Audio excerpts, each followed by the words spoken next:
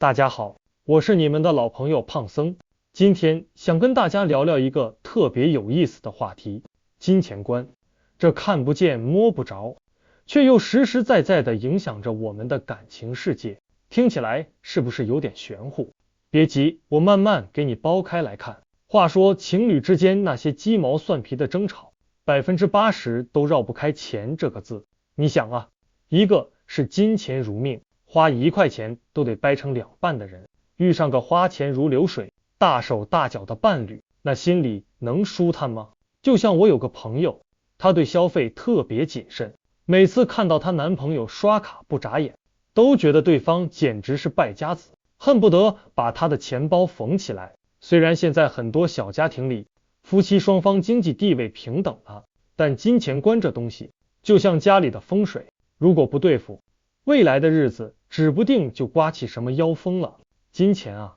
这东西对每个人来说意义都不同，它可不仅仅是买菜付账的工具，它更像一面镜子，照出你内心深处的价值观、梦想，甚至是你的自我认同。我有个大学同学 Grace， 她是个旅行狂魔，金钱在她眼里就是通往诗和远方的船票，是探索世界的工具，是体验新奇的钥匙。可她的男朋友 Will 呢，恰恰相反，金钱对她来说更像是一件盔甲，用来抵御内心对经济能力的焦虑，也是她在和成功兄长较量时给自己脸上贴金的勋章。所以说 Will 的金钱是用来对抗不安全感的防御神器。你看同是金钱，这背后的动机可真是天壤之别呀。过去20年，关于金钱、目标和信念的研究，真是把动机这俩字的重要性给提到了前所未有的高度。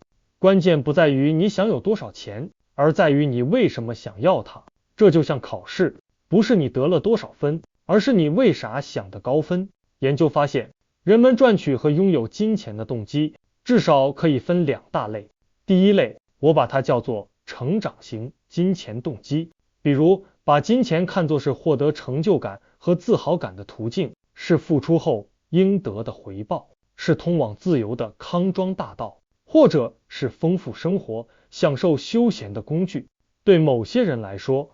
这些因素简直是生命不可承受之轻，重要到不行，但对另一些人可能就无关痛痒了。第二类呢，我称之为弥补缺陷型金钱动机。这类动机就有点意思了，它往往和个人内心的不足有关，比如把金钱当成凌驾于他人之上的手段，是压制自我怀疑的定心丸，又或者是实现冲动消费、享受挥霍无度快感的通行证。有趣的是，这2种金钱动机在任何收入水平的人群中都普遍存在，但是研究结果却告诉我们一个扎心的事实：那些成长导向型的金钱动机往往和更高的生活满意度挂钩，而那些弥补缺陷型的金钱动机则更容易让人陷入低幸福感的泥潭。所以从金钱观的角度来看，前面提到的 Grace， 她的生活满意度可能真的比 Will 高出一大截。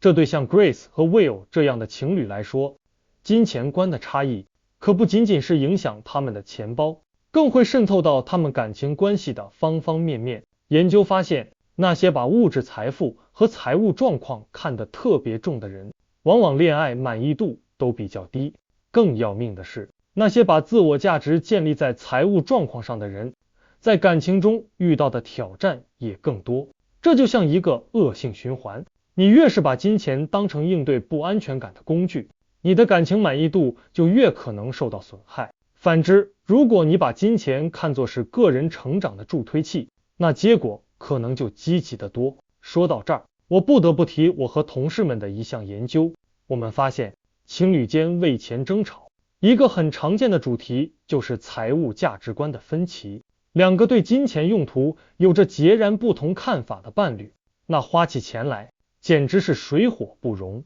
比如 Grace， 她可能宁愿买廉价机票，省下钱去更多地方，因为金钱对她来说是扩展自我的动力。可 Will 呢，他可能更倾向于坐头等舱，住5星酒店，因为在他看来，金钱的主要作用就是彰显身份。提升自己在别人面前的形象。你看这两种观念一碰撞，火花四溅，吵架自然是家常便饭了。之前的研究也印证了我的观点，那些仅仅是认为我们有共同财务价值观的情侣，在接下来的2年里，对自己的感情关系满意度普遍更高。而且我还发现，那些花钱比较随意的人，如果他的伴侣也是月光族或者差不多消费习惯的，通常关系更和谐，毕竟大家意见一致，争吵自然就少了。可如果遇上一个抠门的伴侣，那关系可就绷得紧紧的了。但更耐人寻味的是，我们发现，无论金钱动机是积极的还是消极的，只要受访者认为自己和伴侣的金钱动机相似，他们报告的感情关系满意度就会更高。当我们深入研究伴侣间的实际相似性时，结果更清晰了。如果一方有较强的成长导向型金钱动机，这会对关系满意度产生积极影响。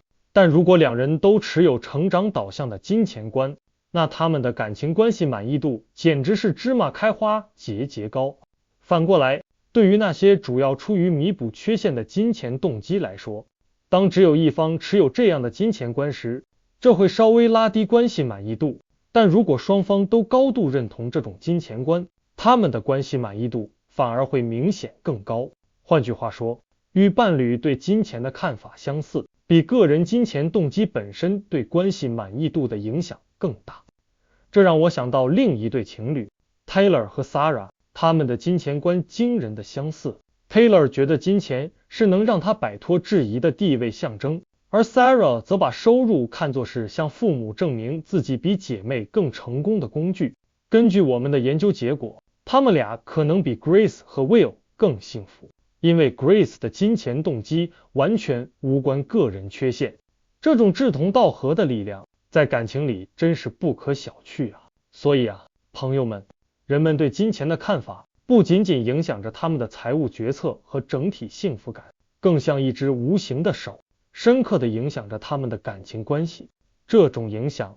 一部分可能来自伴侣间因为财务决策而产生的冲突，但更深层的原因可能在于金钱动机反映了一个人的核心价值观，以及他们希望如何塑造自己的生活。而且金钱观这东西也不是一成不变的，童年经历、受教育程度、职场摸爬滚打，这些都会潜移默化地影响我们对金钱的态度。举个例子，一项针对大学生的研究就发现，他们父母工作的不稳定性竟然和学生自身的金钱焦虑以及以缺陷为导向的金钱动机有关。你看，这影响是不是无处不在？不过好消息是，性格特征和态度的研究表明，随着时间的推移，伴侣会变得越来越相似，金钱动机也可能如此。当两个伴侣在柴米油盐的日常中频繁地讨论财务决策时，他们可能会相互影响，让彼此的金钱动机更加趋同。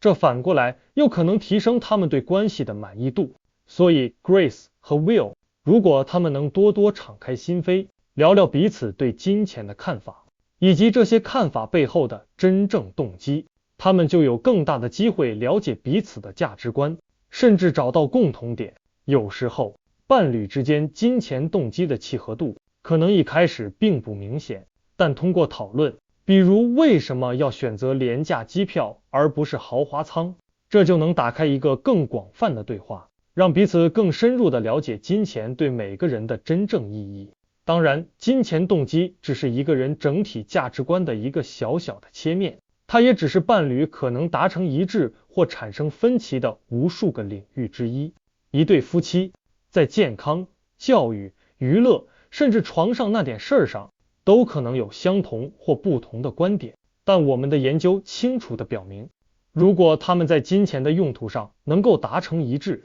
或者找到某种巧妙的平衡点，那么恭喜你们，你们的感情之路会走得更顺畅、更幸福。说到底，金钱观这东西就像感情里的一条暗流，你看不见它，却能感受到它的力量。所以别再把金钱问题当成简单的花钱多少了，深入聊聊，才能让你们的感情前途无量。你们觉得呢？你们和伴侣的金钱观一致吗？快来评论区跟我分享一下你们的故事吧。今天这个话题我就暂时说这么多，如果你有不同的看法或者建议，记得留言告诉我，欢迎订阅我的频道，我是胖僧，谢谢大家。